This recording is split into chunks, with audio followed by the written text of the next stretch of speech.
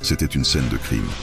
Une femme, dévorée par la rage et la trahison, avait assassiné son mari en découvrant son adultère.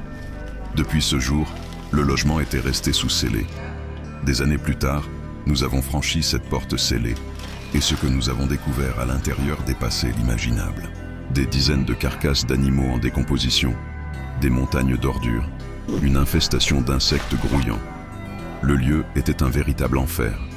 Cette maison portait les stigmates d'une triple tragédie, d'un meurtre violent, le syndrome de Diogène, et celui de Noé, mêlant l'accumulation compulsive de déchets et d'animaux.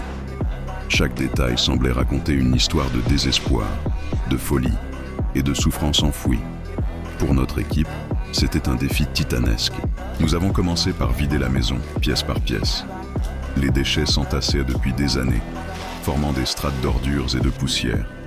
Les moquettes, imprégnées de saleté, d'excréments et de sang, ont dû être arrachées une à une. Mais avant cela, nous devons retirer toutes ces immondices, les recouvrant.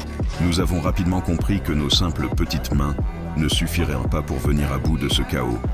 Les excréments, accumulés en couches épaisses sur le sol, formaient une croûte dure par endroits et une masse visqueuse ailleurs.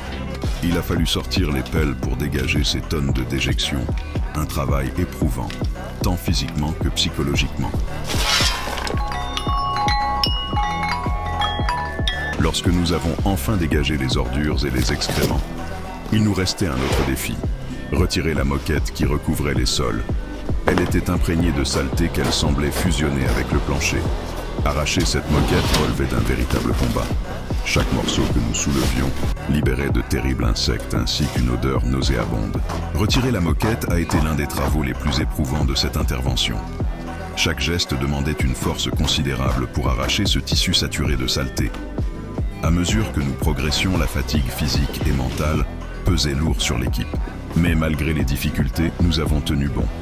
Une fois la moquette arrachée, nous avons pu avancer dans le nettoyage. Nous avons vidé la maison de tout ce qu'elle contenait. Ordures, déjections, débris. Mais finalement, nous sommes parvenus à mener notre tâche à son terme. Grâce à l'incroyable engagement et au professionnalisme de l'équipe de la société NHC Réhabilitation Logement, cette maison a retrouvé un semblant de dignité.